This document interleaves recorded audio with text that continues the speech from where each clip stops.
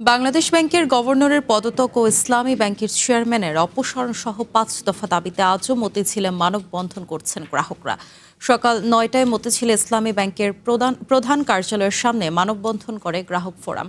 দ্বিতীয় দিনের বিক্ষোভ কর্মসূচির অংশ হিসেবে এ মানববন্ধন করেছেন তারা। পরে তারা ইসলামী ব্যাংকের প্রধান কার্যালয়ের সামনেই অবস্থান করে। সেখানে কঠোর অবস্থানে রয়েছে আইনশৃঙ্খলা বাহিনী। এর আগে ব্যাংকটির পরিচালনা পর্ষদের সভায় এমডি ওমর ফারুক খানের পদত্যাগপত্র গৃহীত হয়েছে। তবে সোমবার বাংলাদেশ ব্যাংক জানায় নতুন চেয়ারম্যানকে সরানো সম্ভব নয়।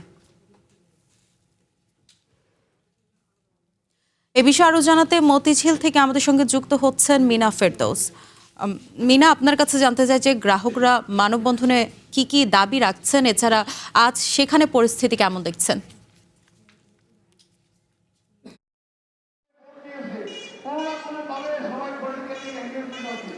বিলাসী দ্বিতীয় দিনের মতো কিন্তু আজও ইসলামী ব্যাংকের সামনে আন্দোলন করছে সচেতন গ্রাহক ফোরামের ব্যানারে কিছু গ্রাহক এবং আন্দোলনকারীরা। তারা কিন্তু বলছেন যে ইসলামী ব্যাংকের যে নতুন চেয়ারম্যান তার পদত্যাগ চাওয়া তাদের একমাত্র দাবি, এবং এছাড়া এর সাথে কিন্তু তারা দাবি জানিয়েছেন যে তাদের প্রধান দাবি ছিল চেয়ারম্যানের পদত্যাগ। এছাড়া কিন্তু তারা দাবি জানিয়েছেন যে এমডি ওমর ফারুক তাকে পুনর্বহাল করতে হবে।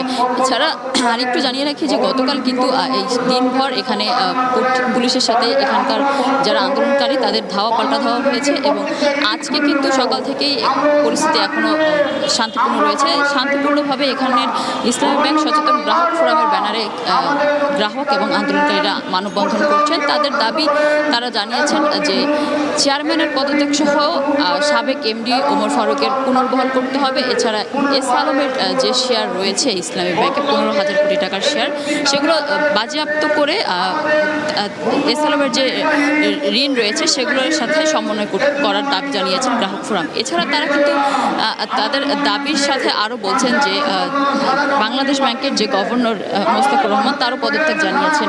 তো এ বিষয়ে আমরা কথা বলেছিলাম গতকাল বাংলাদেশ ব্যাংকের যিনি মুখপাত্র রয়েছেন আরিফ হোসেন খান। তিনি কিন্তু জানিয়েছিলেন যে বিরাজনৈতিকরণ করতে কিন্তু ব্যাংক খাতে নতুন করে চেয়ারম্যান এমডি নিয়োগ হবে, এবং তারই ধারাবাহিকতায় কিন্তু গত 24শে মে ইসলামী ব্যাংকে নতুন চেয়ারম্যান নিযুক্ত করেন বাংলাদেশ ব্যাংক, এবং সেখানে কিন্তু 24 তারিখে খুরশিদ আলমকে নিয়োগ দেয় বাংলাদেশ ব্যাংক। সেই প্রেক্ষিতেই কিন্তু গতকালকে তার ঈদ পরবর্তী প্রথম অফিসে যোগদানের কথা ছিল। তো তার যোগদান প্রতিহত করতেই মূলত গতকাল থেকেই আসলে ইসলামী ব্যাংক সচেতন গ্রাহক ফোরামের ব্যানারে আসলে আমানতকারীরা আন্দোলন করছেন, এবং তারা বলছেন চেয়ারম্যানের নিঃশর্তে তার পদত্যাগ চান, এবং এমডি ওমর ফারুকের পুনর্বহাল তারা চান। তারা কিন্তু বলছেন যে এস আলমের হাতে যাতে ব্যাংকটি না যায়, এবং পূর্বের অবস্থায় যেন গ্রাহক এবং আমানতকারীদের পড়তে না হয়, সে কারণে কিন্তু তাকে প্রতিহত করতে আসলে তাদের এই অবস্থান কর্মসূচি। এবং তারা কিন্তু জানিয়েছেন যে এখন রাজধানীতে যে আন্দোলন চলছে, যদি তাদের দাবি আদায় না হয় তারা কিন্তু পরবর্তীতে জেলা এবং উপজেলা পর্যায়েও কিন্তু এ ধরনের আন্দোলন করবেন। এবং তারা কিন্তু জানিয়েছেন যে যদি তাদের দাবি আদায় না হয় তারা কিন্তু তাদের যে ব্যাংকে আমানত রয়েছে সেগুলো কিন্তু তারা উত্তোলন করবে বলে হুঁশিয়ারি দিয়েছেন। তো এখন পর্যন্ত কিন্তু মতিঝিলের এই দিলকুশার অবস্থান এখনও শান্তিপূর্ণভাবে তারা মানববন্ধন করছেন, এবং কঠোর অবস্থানে রয়েছে পুলিশ কিন্তু ইসলামী ব্যাংকের প্রধান ফটক জুড়ে রয়েছেন, এবং শান্তিপূর্ণভাবে আন্দোলনকারীরা তাদের আন্দোলন চালিয়ে যাচ্ছেন। বিলাসী।